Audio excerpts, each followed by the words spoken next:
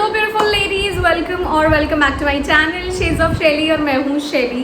तो सबसे पहले आप सबका बहुत शुक्रिया कि आप लोगों ने प्रीवियस वीडियो में इंटरव्यू एक्सपीरियंस वीडियो में इतना ज़्यादा प्यार दिया और मैं बहुत खुश हूँ। और आप लोगों ने बोला कि मुझे क्वेश्चन आंसर वीडियो बनाना चाहिए कि मुझसे इंटरव्यू में क्या क्या क्वेश्चंस किए गए थे और मैंने उनका क्या जवाब दिया था। तो अभी मैं आ गई हूँ नए वीडियो के साथ, तो बिना किसी देरी के चलो वीडियो स्टार्ट करते हैं। तो लाइटिंग का थोड़ा सा इशू हो सकता है यहाँ पे, उसको प्लीज़ इग्नोर कीजिएगा।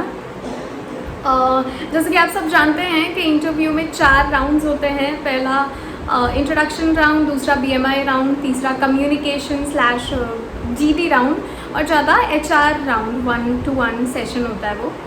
तो जो पहला राउंड था वो था इंट्रोडक्शन राउंड।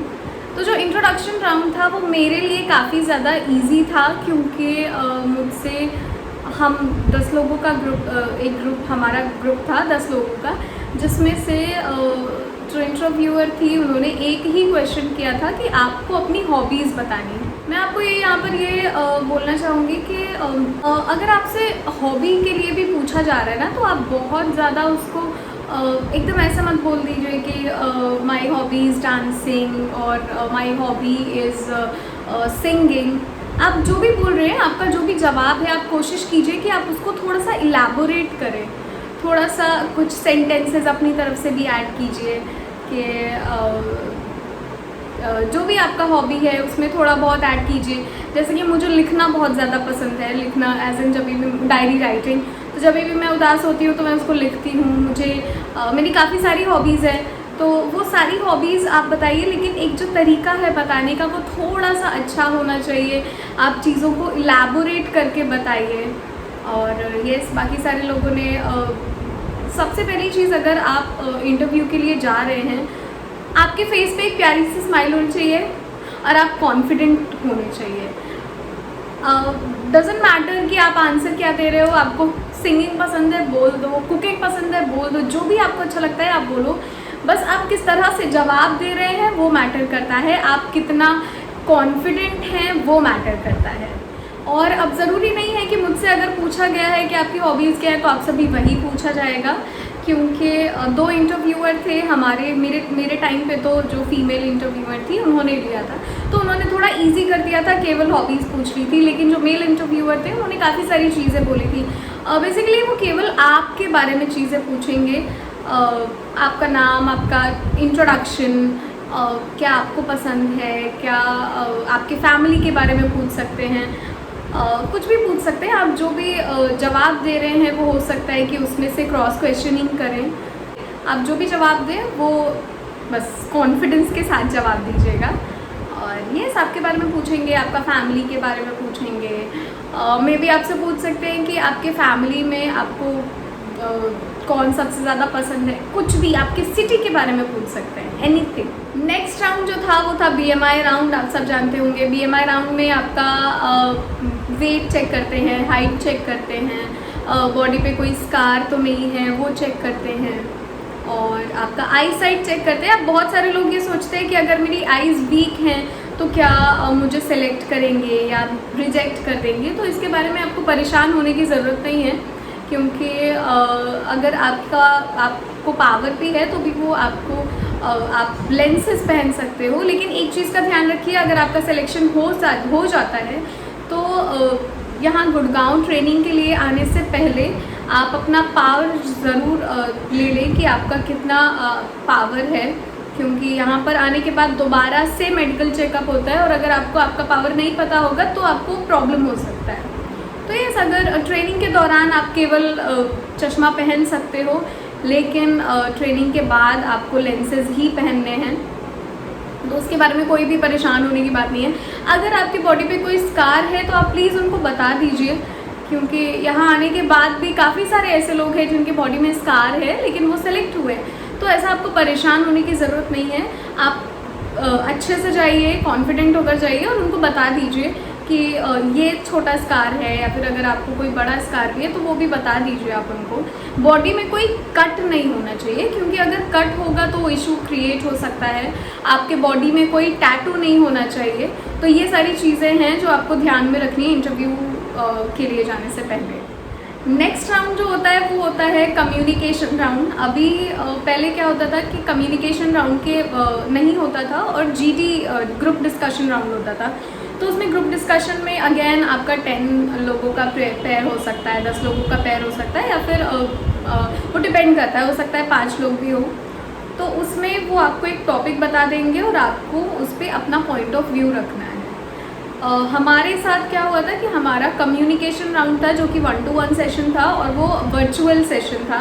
तो उसमें मुझसे जो चीज़ें पूछी गई थी, सबसे पहले बहुत बेसिक चीज़ें, आपका इंट्रोडक्शन पूछा जाएगा। तो आप अपना इंट्रोडक्शन दोगे, देन उसके बाद आपसे स्पेसिफिकली वो पूछते हैं कि आपकी सिटी के बारे में आप कुछ बताइए। तो मैं आपको ये सजेशन देना चाहूँगी कि आप एटलीस्ट 12 सेंटेंसेस अपने सिटी के बारे में, आप जहाँ रह रहे हैं उसके बारे में प्रिपेयर कर लीजिए, क्योंकि एटलीस्ट आप 12 अगर प्रिपेयर करोगे ना, तो जब बोलने का समय आएगा तो आप 6 तो बोल पाओगे। तो अच्छे से अपनी सिटी के बारे में सर्च करो, अच्छी अच्छी चीज़ें देखो, क्या वहाँ का स्पेसिफिक फूड है जो अच्छा है, और ये कुछ चीज़ें क्या वहाँ की फेमस चीज़ है। क्योंकि काफ़ी सारे लोगों से ये भी पूछा था कि आपके शहर की खासियत क्या है, आपके शहर में क्या ऐसी चीज़ है जो बहुत फेमस है। और कई सारे लोगों से बोला था कि चलो अब हमें अपनी सिटी का टूर कराओ। तो आपका ना चॉइस ऑफ वर्ड्स बहुत अच्छा होना चाहिए। आप जिस तरह से बोल रहे हो, खुद को जिस तरह से प्रेजेंट कर रहे हो, वो अच्छा होना चाहिए। ये सारी चीज़ें पूछी गई थी। और उसके बाद मुझसे पूछा गया था आपका एकेडमिक क्वालिफ़िकेशन। अब मैंने किया है इंग्लिश लिटरेचर से ग्रेजुएशन किया है मैंने।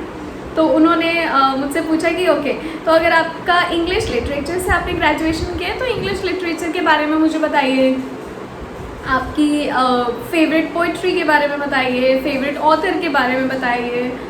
अब अगर मान लीजिए आपके सामने कोई ऐसा सवाल आता है जिसका जवाब आपको नहीं पता है, या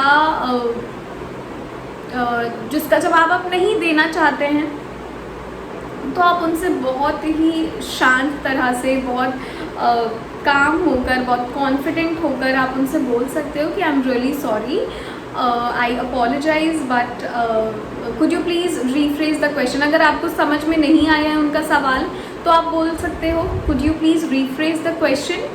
और या फिर अगर आपको वो चीज़ नहीं पता है तो फिर आप बोल सकते हो कि I am really sorry but I don't know about it, और कुछ भी। तो मुझसे पूछा गया था कि आपका एकेडमिक क्वालिफ़िकेशन के लिए, और मैंने इंग्लिश लिटरेचर किया है, तो मुझसे पूछा कि कोई पोइट्री बताओ। अब मुझे लिटरली मुझे नहीं पता था कोई भी पोइट्री। देन मैंने बहुत ही ऑनेस्टी के साथ बोला कि मैंने ग्रेजुएशन केवल पासिंग मार्क्स लाने के लिए किया है, और मेरा इंटरेस्ट हमेशा से एविएशन में था, या फिर हमेशा से क्रिएटिव चीज़ों में था। जो भी आपका आंसर है आप वो दे सकते हो, बस आप कॉन्फिडेंट होने चाहिए, आपके फेस पे प्यारी सी स्माइल होनी चाहिए, उनको ये महसूस नहीं होना चाहिए कि आप घबरा रहे हो। और बस फिर मैंने ये बताया। देन उसके बाद मैंने बोला था कि मैं हमेशा से क्रिएटिव चीज़ों में रही। तो उन्होंने बोला जैसे कि आपकी क्या चीज़ें थी, क्या ऐसी चीज़ें हैं जो आप क्रिएटिव चीज़ों में रहे हो। देन मैंने थिएटर किया है, मैंने एक्टिंग करी है, तो मैंने वो बताया कि मैंने थिएटर किया है। देन उन्होंने क्रॉस क्वेश्चन किया कि अगर आपने थिएटर किया है वो कि जो कि बिल्कुल अलग इंडस्ट्री है, बिल्कुल अलग फील्ड है, तो फिर आपने एविएशन इंडस्ट्री में आने का कैसे सोचा।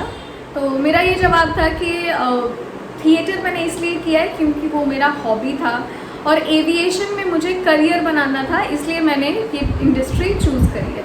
तो आपका जवाब कॉन्फिडेंटली आपको देना है। ये सारी चीज़ें मुझसे पूछी थी। देन उसके बाद आपको मेरे को बोला कि ठीक है आप जा सकते हो। तो भी मैं आप लोगों से ये बोलना चाहूँगी कि आपसे जो भी पूछा जाए, एक प्यारा सा इंट्रोडक्शन अपना तैयार कीजिए। आपके एकेडमिक क्वालिफ़िकेशंस, अगर आपके पास एक्सपीरियंस है तो वो इंक्लूड कीजिए। अगर आपके पास एक्सपीरियंस है तो वो इंक्लूड कीजिए। अगर कोई अचीवमेंट है आपके पास, आपको कोई सर्टिफिकेट्स वगैरह है तो वो भी आप इंक्लूड कर सकते हो। अपने फैमिली के बारे में बोलना है आपको, अगर आपसे पूछा जाता है तो। जो नेक्स्ट राउंड होता है वो होता है HR के साथ 1-to-1 राउंड होता है। अभी उसमें मेरे साथ वो राउंड नहीं हुआ था क्योंकि ऑलरेडी वो लोग लेट हो रहे थे, तो उनके पास ज़्यादा टाइम नहीं था कि वो 1-to-1 HR राउंड हो पाता। लेकिन अगर होता भी है तो उसमें आपको घबराने की ज़रूरत नहीं है।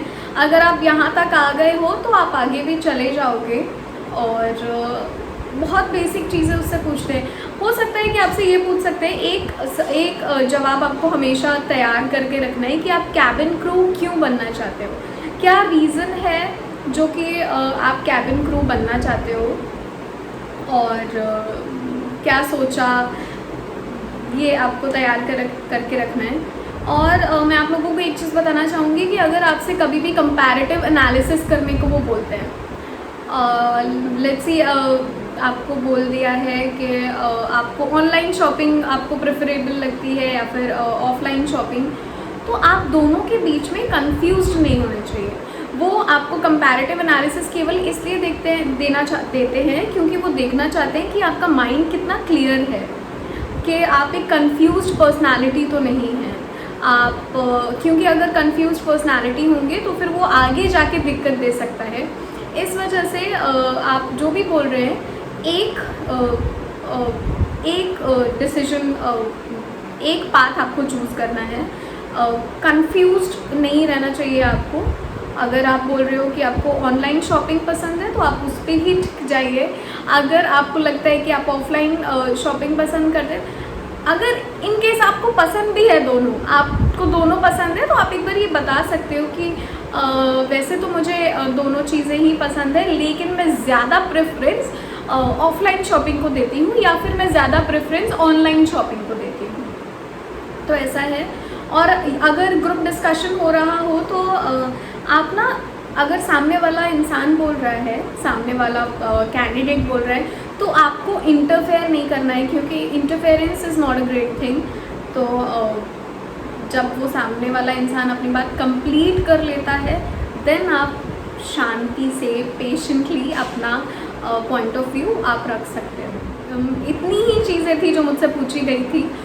और बस आज के वीडियो के लिए इतना ही। बस आपको कॉन्फिडेंट रहना है और फेस पे एक प्यारी सी स्माइल होनी चाहिए, आप वेल ग्रूम्ड होनी चाहिए। यस, तो आज के वीडियो के लिए इतना ही। चलो अब मैं चलती हूँ, बिकॉज मैं ऑलरेडी लेट हो रही हूँ। और अब मिलूँगी आपसे अपने अगले वीडियो में। Until then stay positive and stay happy, keep glowing and keep growing, and all the best for your interview.